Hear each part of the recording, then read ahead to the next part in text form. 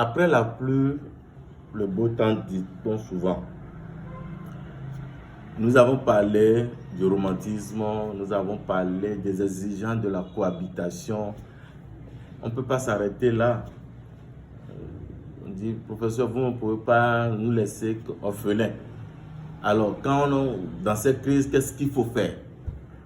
On a vécu le miel, on a vécu le vinaigre. Maintenant, comment faire? Oui, il faut passer à l'étape suivante qui est l'étape du rapprochement. C'est l'étape où on fait parler le couple. Où on dit, j'ai envie de construire mon avenir avec toi parce que on a les différends, on les a réglés, aplani les différends. Et c'est là où il y a les projets du couple. Quand vous dites, mais on va acheter une maison, non, on va acheter ta voiture d'abord. Voilà, moi je vais continuer d'aller à moto. Toi, tu peux prendre la voiture. En attendant, voilà, on doit faire un enfant. Non, on va faire le second enfant. Le second enfant est là. Donc, je suis prêt à faire des efforts pour que ça marche entre nous. Donc, c'est l'étape de la conception. Donc, on conçoit des choses. L'étape précédente a permis à chacun de se redéfinir, à chacun de se connaître, se redéfinir à ses yeux et aux yeux de l'autre. Maintenant, cette nouvelle étape consiste maintenant à mesurer la compatibilité réelle de ces attentes respectives et à réfléchir et au moins que chacun a ou prêt à fournir pour travailler à la fondation du couple. Et c'est pourquoi je dis qu'à cette étape, 1 plus 1 devient 3. C'est-à-dire l'étape de la fusion, où on a vécu 1 plus 1 est égal à 1.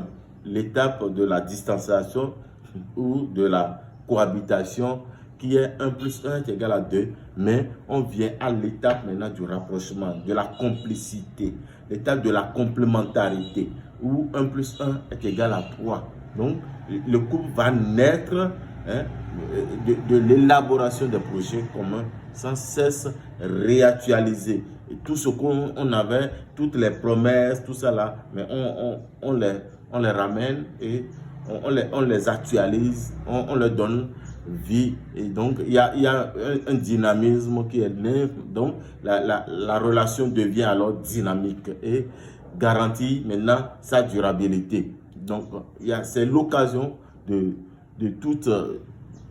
parler maintenant même du mariage concrètement.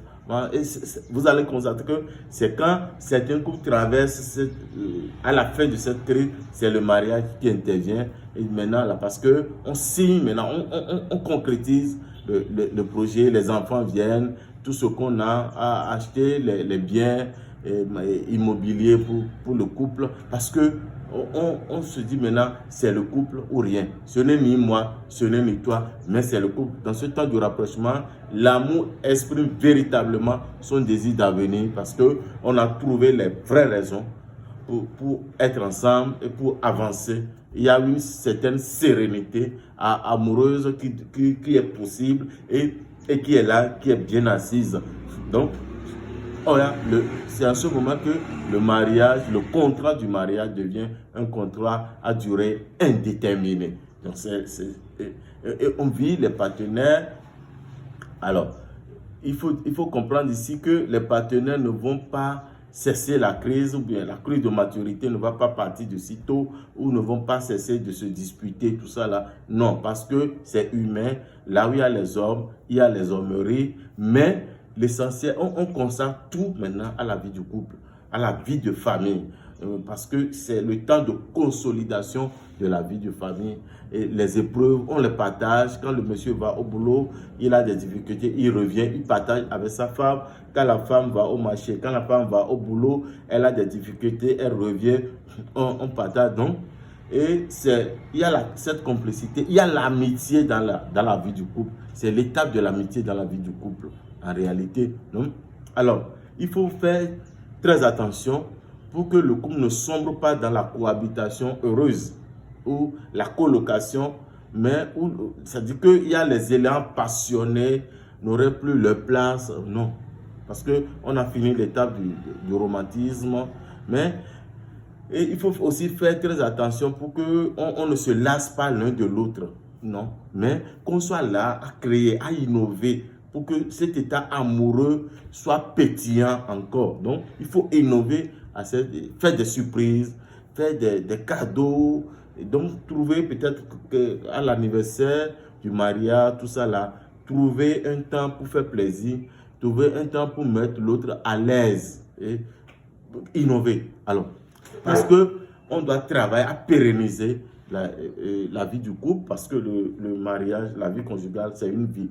Comme j'ai l'habitude de le dire, ce n'est pas une carrière, parce que le défi consiste à sortir de temps en temps du confort que le couple vous offre. Donc, allez à la découverte d'autres réalités, en sachant remettre régulièrement en question les projets établis et en élaborant ensemble de nouveaux objectifs.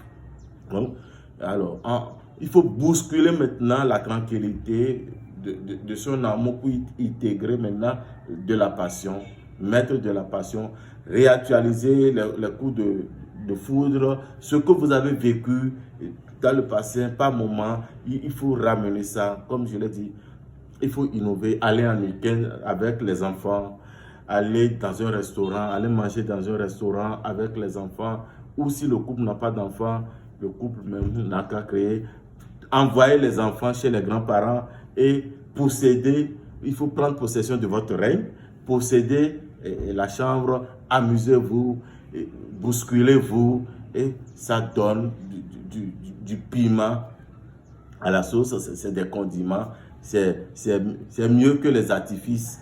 Et ça fait aussi partie des artifices de la vie du couple. Donc, l'étape de la construction, l'étape des projets, l'étape de la concrétisation des projets. Voilà un peu ce que nous allons mettre dans cette étape de rapprochement des couples. C'est important de le savoir, quelle est la valeur qu'on donne à notre couple, à notre vie de famille pour affronter l'avenir. Que les bénédictions soient. Je vous remercie.